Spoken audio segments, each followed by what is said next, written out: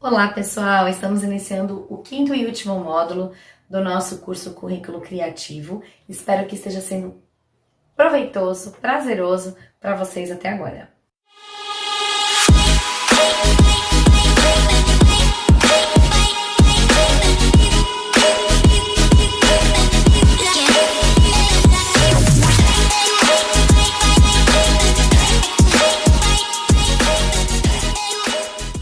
E vamos falar um pouquinho sobre as múltiplas inteligências, né? Temos aí diferentes tipos de inteligência. A naturalista, que compreende a relação entre os seres vivos e o ambiente. A musical, que consegue diferenciar os sons, ritmos, tons e timbres. A lógico-matemática, quantificar dados e avaliar hipóteses. Existencial, que é aquela que questiona o sentido da vida e da morte. A interpessoal, entender os sentimentos e motivações das pessoas, colocando-se no lugar delas, a prática da empatia. Corporal sinestésica, que é a maneira como coordena mente e corpo. Linguística, lidar criativamente com palavras e símbolos. Intrapessoal, entender a si mesmo e aos seus próprios sentimentos e desejos. E a espacial, perceber o mundo tridimensionalmente. Olha só, quantas inteligências, né? E todas elas têm que ser valorizadas. O grande defensor, estudioso das inteligências múltiplas é Howard Gardner. Inteligência é a capacidade que o indivíduo tem para resolver problemas ou elaborar produtos. Não há duas pessoas com a mesma representação mental. Como podemos tratá-las de forma igual? Toda atividade é um aprendizado. Então você tem aquele aluno que ele se identifica mais com lógico-matemática, mas tem muita dificuldade na parte linguística. Não consegue interpretar textos, não consegue produzir, não consegue fazer um resumo, não é mesmo? E temos o contrário, aquele muito bom corporalmente, né? Equilíbrio, coordenação motora, uma coisa impressionante, consegue perceber o mundo espacialmente, se relacionar bem com as pessoas e tal, mas na parte linguística, na hora de criar um texto, de produzir, e na lógica matemática, ele não consegue. Então o que nós vamos fazer? Desistir? Focar na habilidade, na inteligência que ele tem como destaque? E deixar as outras de lado? Não! Nós temos que valorizar essa inteligência que ele tem, né? Essa habilidade que ele tem em uma inteligência específica e batalhar pelas outras. Estimular. E talvez até usar essa inteligência que ele já tem como base para explorar as outras. E para isso, para que vocês consigam identificar muito bem tudo isso e seguir na sala de aula, na realidade que vocês vivem, vocês têm que conhecer quais são essas habilidades, quais são as inteligências de destaque do seu aluno, quais são as inteligências de defasagem do seu aluno, o que você precisa trabalhar com eles. A teoria das inteligências múltiplas. O conceito de inteligência, como tradicionalmente definido em psicometria, que são os testes de QI, não era suficiente para descrever a grande variedade de habilidades cognitivas humanas. Algumas pessoas já nascem com determinadas inteligências, ou seja, a genética contribui para isso. Porém, as experiências vividas também contribuem para o desenvolvimento de determinadas inteligências. Olha aí o fator importante, né? O fator social, as vivências, né? O que essa criança tem como oportunidade? Será que se ela chegar na escola sem se alimentar direito, participando de uma briga, de um momento, de um conflito em casa, ela vai estar preparada emocionalmente para aprender? Será que ela está bem alimentada para o processo da aprendizagem? Será que ela está saudável, né? Com todas as vitaminas, com tudo certinho, com acompanhamento tudo certinho? Será que lá na vida intrauterina essa criança teve todos os estímulos que ela precisou? Será que essa mãe, dentro, com a criancinha lá no útero dela, se alimentou adequadamente? Ou será que a realidade dela era de trabalhar? para conseguir sustentar os outros que estavam em casa. Então, quando a gente fala de aprendizado, nós falamos também de oportunidades. Nós falamos também de saúde, de condições biológicas para que essa aprendizagem aconteça. E nós temos que ter esse olhar para essa criança, neste sentido. Se ela está passando por um conflito em casa, se ela não tem o alimento que ela precisa, se ela não está nutrida e pronta para aprender, o aprendizado vai ser um grande desafio para ela neste momento. E nós, professores, temos que ter esse olhar para com essa criança, né? Como é que vocês podem ajudar nesse processo? Acalentar. Será que se eu cobrar mais, se eu chamar a atenção porque essa criança está apresentando um comportamento inadequado, eu estou sendo parceira dessa criança? Ou será que eu tenho que me colocar no lugar dela e procurar entender por que essa criança apresenta um comportamento inadequado? O que será que está acontecendo com essa criança? Será que ela quer chamar a minha atenção? Será que ela quer carinho? Será que ela passa por algum transtorno biológico? Como é que eu posso ajudá-la? Será que eu estou preparada para isso? E se eu não estou? Eu busco estar? Eu estudo? Eu vou atrás de ferramentas? Eu vou procurar entender essa criança? Aí está toda a diferença, né? A gente se colocar no lugar do outro e compreender que talvez naquele momento ela não esteja num bom dia. Talvez na vida dela ela precisa de atenção, de carinho, de apoio, de alguém para ouvir e compreender. Talvez aquele desafio esteja muito difícil para ela, ou talvez esteja fácil demais. Isso faz com que ela não se interesse pela sua aula? Será que a culpa está só na criança? Será que há culpados? Será que todos nós estamos fazendo a nossa parte? Então, isso serve como uma reflexão. E não só para vocês, para mim também. Para todos os educadores. Todas as pessoas possuem cada um dos 9 tipos de inteligência, embora cada tipo seja mais desenvolvido em algumas pessoas do que em outras. Os 9 tipos têm a mesma importância e não há uma mais valiosa do que a outra. Em geral, precisamos utilizá-las para enfrentar a vida, né? De uma forma equilibrada. Às vezes a gente tem mais de uma inteligência em destaque e outra em menos destaque. Vamos tentar equalizar, né? Vamos tentar estimular aquela que está mais fraquinha. Como é que a gente pode fazer para ajudar, para melhorar aquilo que está em defasagem? O Brasil melhorou muito nos últimos anos, embora ainda está abaixo da média. O que podemos fazer? E agora essa melhora, né, que eu pontuei aqui, foi até antes dessa pandemia toda, né? Precisa ser reavaliado. Infelizmente, os nossos impactos na educação foram muito grandes. As expectativas dos estudantes por ano devem aumentar. O nível da escola deve aumentar.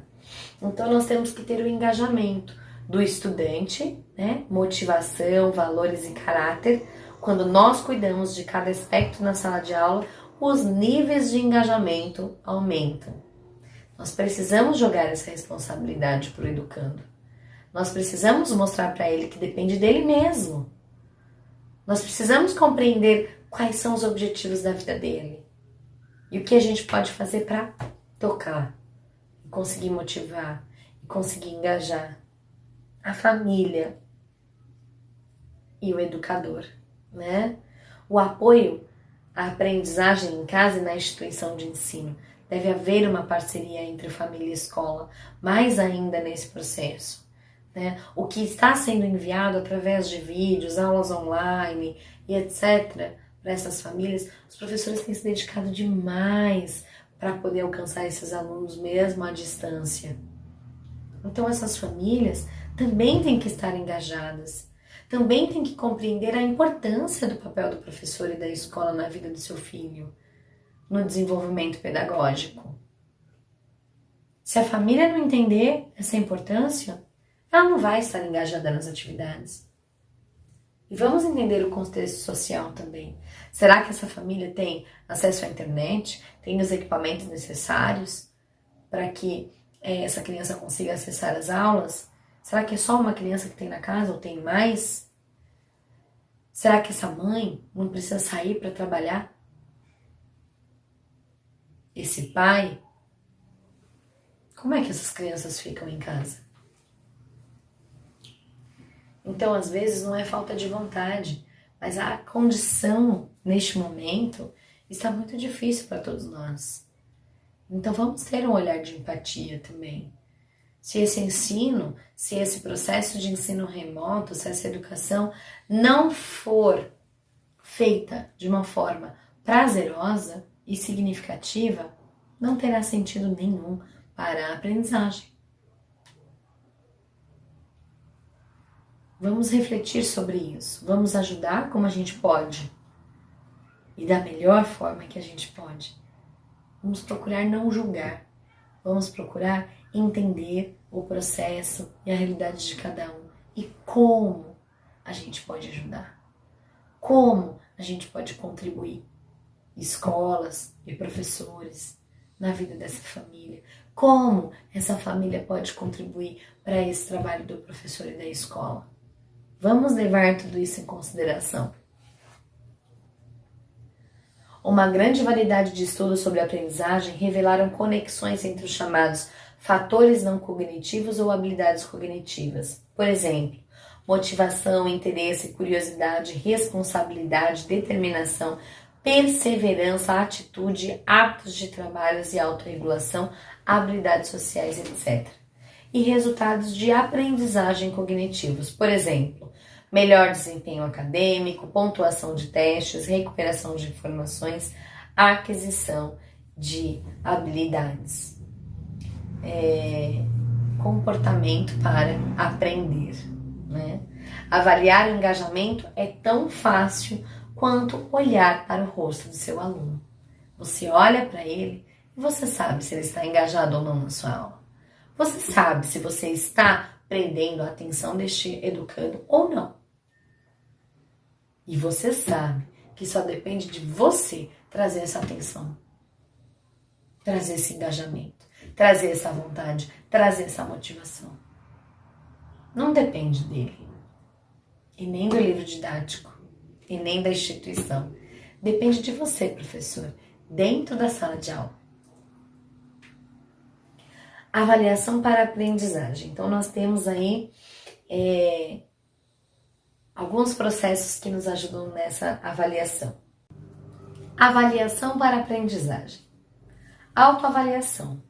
A autoavaliação dos estudantes encoraja outros estudantes a assumirem responsabilidades pela sua própria aprendizagem.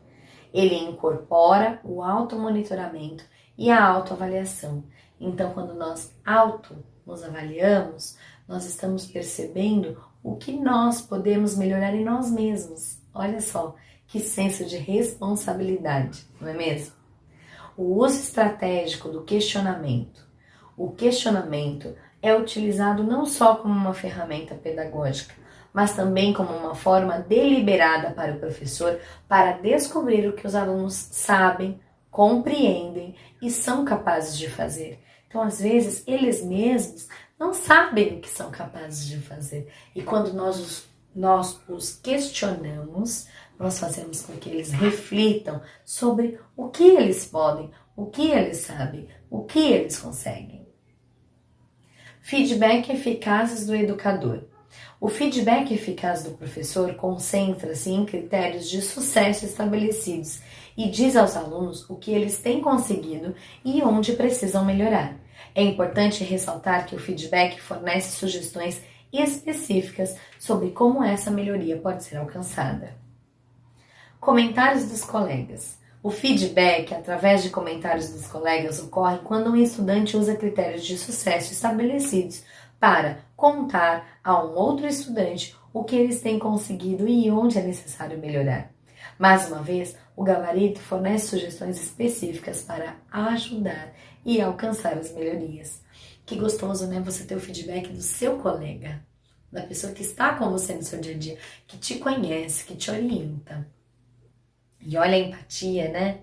Às vezes aquele colega sabe de alguma situação que aquele amigo está passando, mas o professor não sabe. Então a gente vem com aquele olhar do colega, daquele que ele desabafa, tal, e sabe se ele não foi muito bom naquele dia, porque ele não estava muito bem por tal motivo.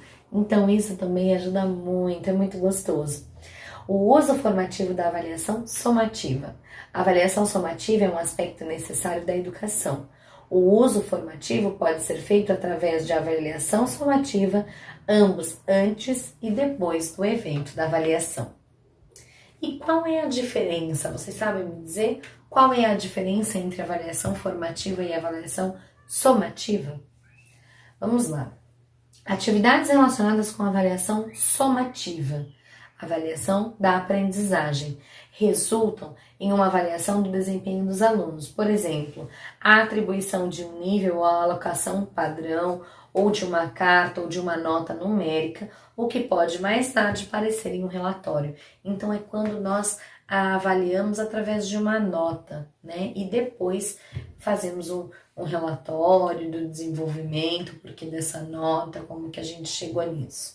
Essa é uma avaliação somativa.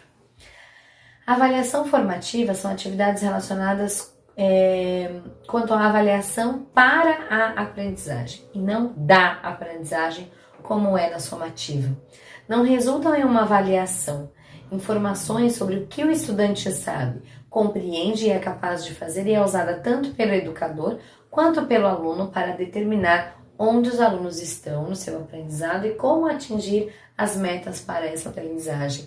Então, ela não é uma nota avaliada pelo que você já sabe, né?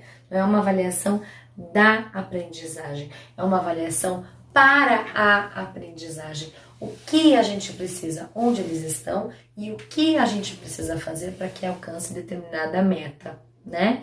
E objetivo dentro dessa aprendizagem. E muitas vezes essas avaliações elas podem caminhar juntas, né? Nós podemos fazer a avaliação somativa, compreender através dela onde esses alunos estão e avaliar para a formação depois, né? Como é que dentro desse resultado que nós obtivemos, como é que a gente pode trabalhar para o desenvolvimento dessa aprendizagem, onde eles estão e aonde eles querem chegar. Então podemos fazer juntos. Avaliação formativa está incluída no processo do ensino-aprendizagem, aparece como reguladora da aprendizagem, trabalha sob a ótica de aprendizagens significativas, tarefas contextualizadas desafiando suas competências, baseada no paradigma construtivista, construção por meio de significados e sentidos, deixa de avaliar para um julgamento e avaliar para revelar os caminhos que o aluno já percorreu. Renault diz que as avaliações formativas demandam confiança entre alunos e professores. Regulação retroativa. O professor realiza as intervenções. Regulação proativa. Oferece elementos de estímulos. E regulação interativa, que é uma comunicação contínua entre professores e alunos. E os benefícios da avaliação para essa aprendizagem, né? É uma maneira poderosa de aumentar o sucesso dos alunos, baseia-se no princípio em que os alunos vão melhorar, mas se eles entendem o objetivo da sua aprendizagem, onde eles estão em relação a este objetivo e como eles podem atingi-los, né, para fechar essas lacunas que ficaram no conhecimento, passa a ter um significado para eles, não é mesmo? Então não é um ADD ou um projeto, ele é central e eficaz para o processo do ensino-aprendizagem. O aluno passa a compreender onde está, como está, por que está e aonde ele precisa chegar. Passa a ter um significado, um sentido para ele. Não só o fato de passar de ano, mas por que eu devo estar aqui? Por que eu devo saber isso? Né? Qual é o sentido que esse aprendizado tem para a minha vida neste momento? Então, o aluno, né? Vamos lá ver um pouquinho do aluno. Assumir os riscos, né? Do aluno, assumir os riscos, promover essa tomada de riscos, liderança, conduzir as crianças a aplicar suas habilidades através de uma situação de vida, utilizar a curiosidade natural de cada criança, nutrir com informações, inspirando as crianças a colaborar, cooperar através de conversas e oferecer às crianças desafios com experiências de aprendizagem. E aí nós temos lá os pilares, né, da educação. Aprender a conhecer, que é uma dimensão humana do compreender, de conhecer e de descobrir. Aprender a ser, que as atitudes e responsabilidades pessoais interferem no destino coletivo. Este pilar sinaliza que os humanos não nascem prontos para a vida em sociedade. Aprender a conviver, né? A viver junto. Trata-se de aprender a conjuntamente, desenvolvendo conhecimentos dos outros, de sua história, de suas tradições, de sua espiritualidade. E aprender a fazer. A educação não pode aceitar a imposição de opção entre a teoria e a técnica, o saber e o fazer, relacionar o que estuda e o que se faz. Olha lá, plano de ação, né? Vamos criar aí um plano de ação. Como? Quem? O que? Quanto? Quando? O objetivo do professor: desenvolver a autonomia, a crítica, a autoria, o trabalho coletivo e colaborativo. Desenvolver a habilidade que se torne competência, seja significativo para o processo de ensino, causando um impacto para essa sociedade, não é mesmo? Conteúdo mais as habilidades que desenvolvemos resultam aí nessas competências. E o que devemos avaliar, não é mesmo? Poderíamos dizer que uma competência permite mobilizar conhecimentos a fim de se enfrentar uma determinada situação. Destacamos aqui o termo mobilizar. A competência não é um uso estático de regrinhas aprendidas, mas uma capacidade de lançar mão dos mais variados recursos de forma criativa e inovadora no momento e do modo necessário. O conceito de habilidade varia de autor para autor.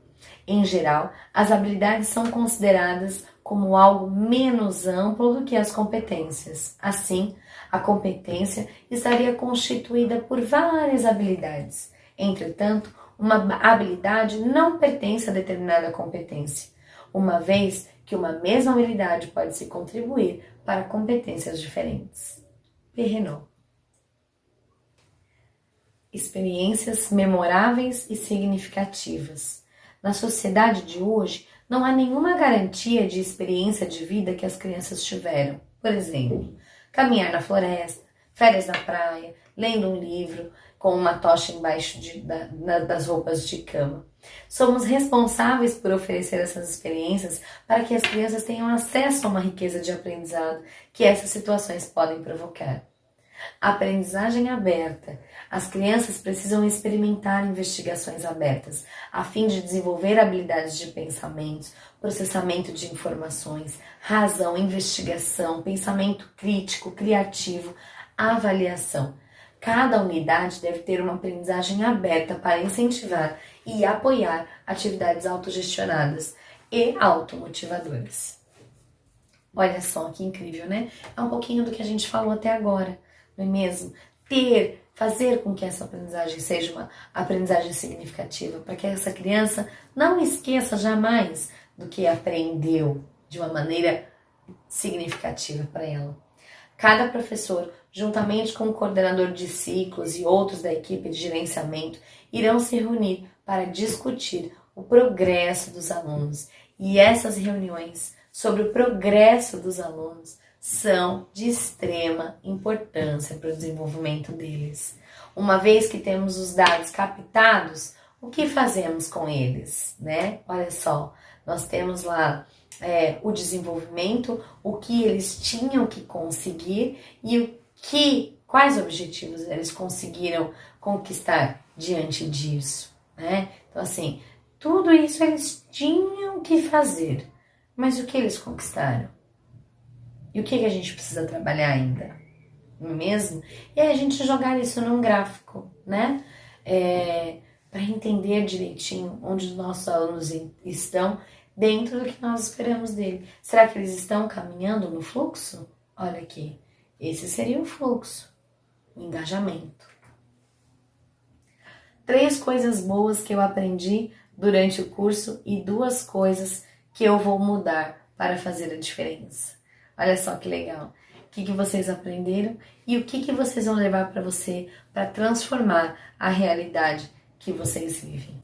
Muito obrigada, eu espero que vocês tenham gostado, que tenha sido um curso proveitoso, que some na vida de vocês, na vida profissional, no propósito de vocês, que tragam vocês de volta para o objetivo que vocês iniciaram essa profissão maravilhosa que é ser professor. Meu muito obrigado a todos vocês e meus parabéns, porque realmente nós estamos num momento muito difícil da educação.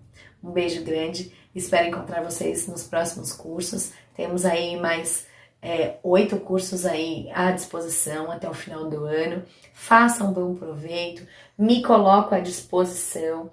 Nós temos aqui o e-mail gladstone@larqueduca.com.br e o www.larqueduca.com.br, que é o nosso site, o celular 999069119. Qualquer dúvida que vocês tenham, eu vou deixar aqui também o meu celular pessoal, 98599-1303. Podem me mandar mensagem, pode tirar dúvidas, eu estou à disposição para somar no aprendizado de vocês e no desenvolvimento desse processo de ensino-aprendizagem que é maravilhoso.